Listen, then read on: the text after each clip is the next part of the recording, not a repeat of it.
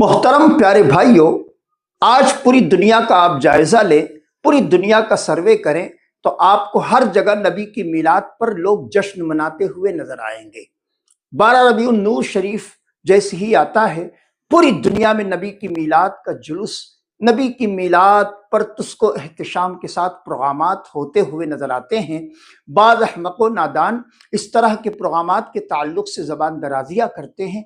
अब उनकी ज़बान दराजियाँ भी धीरे धीरे ख़त्म होने लगी है और अब वो भी सीरत के नाम पर जलसे करने लगे हैं। उन्होंने हालात को देख लिया, हालात को समझ लिया कि अब पूरी दुनिया नबी की मीलाद पर खुशियाँ मनाने लगी हैं। निसार तेरी चहल पहल पर हज़ारों ईदे रबीउल अव्वल, निसार तेरी चहल पहल पर हज़ारों ईदे रबीउल अव्वल, सिवाय इबलीस के जहां में सभी तो खुशियाँ मना रहे हैं।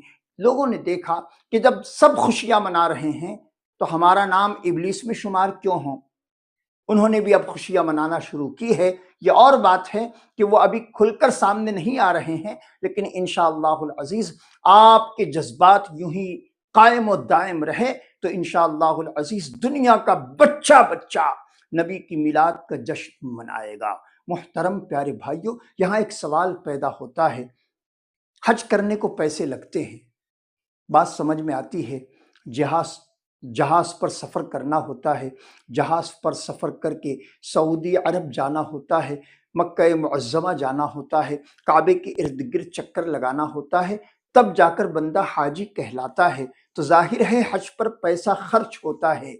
लेकिन मेरे प्यारे भाई, कुछ ऐसे देहात भी हैं जहाँ पर नबी की मिलाद तो मनाना लोग चाहते हैं, लेकिन वो अगर उलमाए किराम से या नातख़्वां हज़रात से राब्ता करते हैं तो नातख़्वां हज़रात अपने क़िरात की कीमत बताते हैं, उलमाए किराम अपने क़िरात की कीमत बताते हैं। मुहतरम प्यारे भाइयों, इस तरह नातख़्वां हज़रात का नबी की मिलाद पर नाते पढ़ना वो भी पैसे लेकर, उलमाए किराम का नबी की मिलाद पर बयानात करना वो भी पैसे लेकर। इस सिलसिले में मुफ्तियान किराम क्या कहते हैं, मैं आपकी खिदमत में एक मुफ्ती साहब की वीडियो क्लिप हाजिर करता हूं और आपसे बड़े ही अदब व एहतराम से गुजारिश करता हूं, इस वीडियो क्लिप को आप पूरी तवज्जो से देखें, सुनें, समझें और उसके बाद आप किसी नतीजे पर पहुंचें कि ऐसे लोग जो नबी की मिलाद पढ़ने पर पैसे मांगते हों, नबी की मिलाद का जिक्र करने पर पैसे मांगते हों, ऐसे लोग क्या दुरुस्त हैं?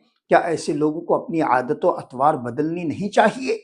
इस सिलसिले में आप अपनी राय क्या है वो कमेंट के जरिए बयान करें। आपकी खिदमत में अर्ज करता हूं, इस वीडियो को आप पूरी तवज्जो से देखें।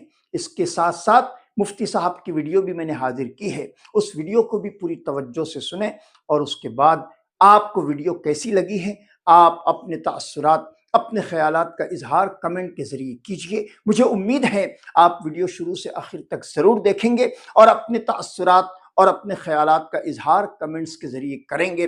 रब तबारक व तआला मुझे और आप तमाम को हक़ कहने, हक़ सुनने और हक़ पर अमल पैरा होने की तौफीक अता फरमाए। मैं मुफ्ती साहब का वीडियो क्लिप हाजिर करता हूँ, तवज्जो फरमाए।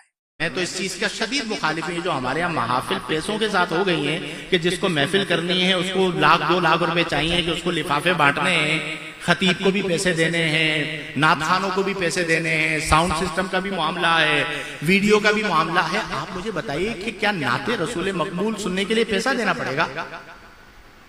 काल अल्लाह काल रसूल सुनने के लिए पैसा देना पड़ेगा?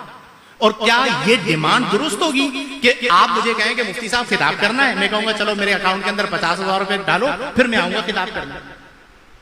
यानी मैं आपको आके काल अल्लाह काल रसूल तब सुनाऊंगा जब ये दुनिया का जलील माल मेरे अकाउंट में आएगा।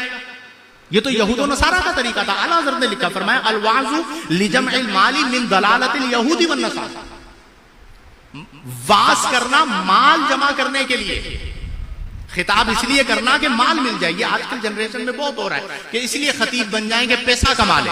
फरमाया मिन दलालतिल यहूदी वन नसारा, ये तो यहूद और नसारा की गुमराहियों में से है। वो भी इसी तरह अपने खिताबात को बेचा करते थे। आज हमारे माशरे में भी ये चीज हो।